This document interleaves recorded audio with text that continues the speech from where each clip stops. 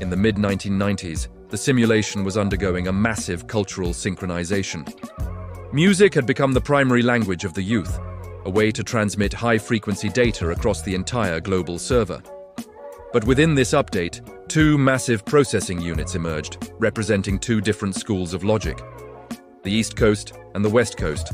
Tupac Shakur and Christopher Wallace, known as the Notorious B.I.G, were not just rappers. They were the regional admins of their respective territories.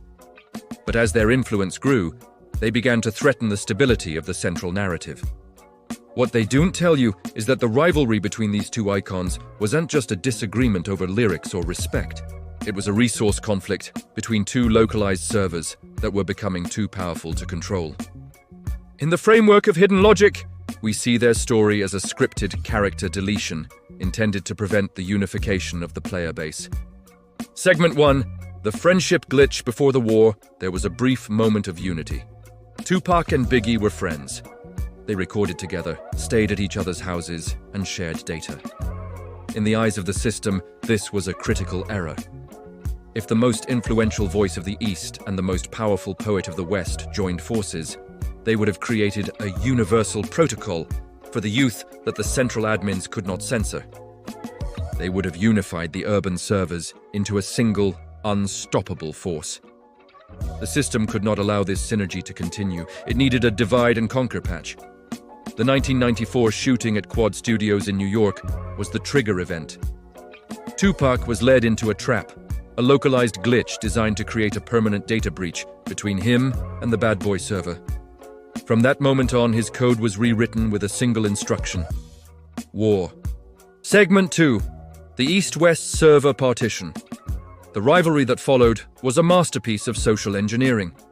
The simulation used the media and the record labels, Death Row and Bad Boy, to partition the map. You were either on the West Coast server or the East Coast server. There was no crossplay allowed. This partition ensured that the energy of the player base was focused inward on destroying the other side, rather than looking upward at the admins who were orchestrating the conflict.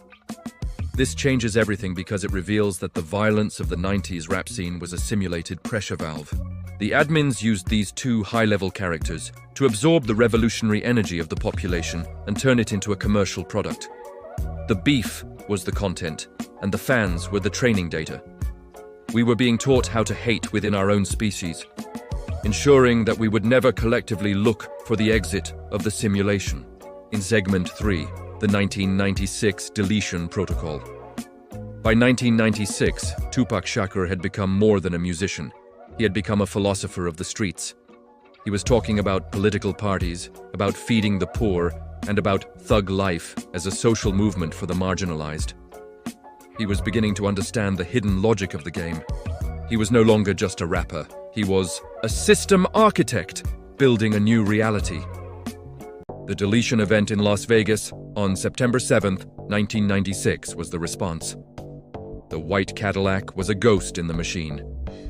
Despite being surrounded by bodyguards and police in one of the most surveilled cities on Earth, the killers vanished.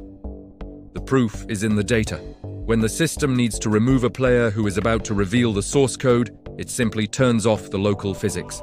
The cameras fail, the witnesses forget, and the file is moved to the trash bin.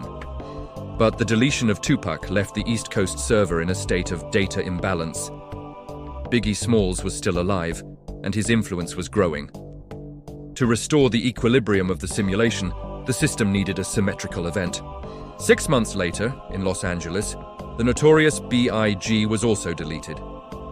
This was the double deletion protocol. By removing both leaders, the simulation ensured that neither coast could claim victory. It left the hip-hop server in a state of trauma processing, effectively resetting the genre's political potential. The revolutionary logic of Tupac and the narrative mastery of Biggie were replaced by the commercial patch. An era of hip-hop focused purely on material wealth and status within the simulation, rather than challenging the simulation itself. As we stand in February 2026, we see the long-term effects of this conflict. The deaths of Tupac and Biggie were the blueprint for how the system handles high-influence anomalies. We see the same logic being used today to cancel or delete influencers who become too independent. The black book of blackmail we discussed in the Epstein file is just the modern version of the East-West beef. What they don't tell you is that Tupac and Biggie might still exist in the legacy cache of the server. The endless posthumous albums and the AI-generated verses we see today are the simulation's way of keeping their digital ghosts active to continue harvesting the nostalgia of the players. We are being fed the shadows of these men, so we don't look for the next real leader. Now, here is the trap. You think that by picking a side or debating who was better, you are participating in music history. But the logic of the system is to keep you in the conflict loop. Whether you choose Tupac or Biggie, you are still choosing a file within the system. You are still playing the game the admins designed for you.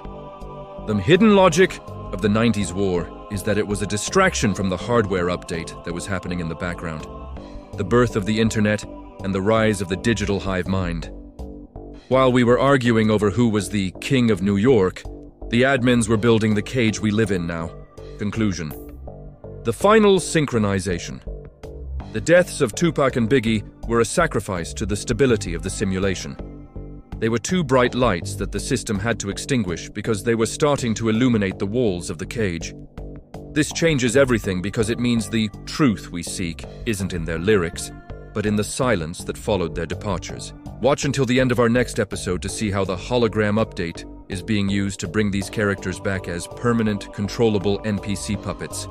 Because in a simulation, no one ever truly leaves, they just get re-rendered.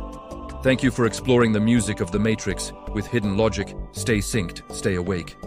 The beat goes on, but the rhythm is rigged.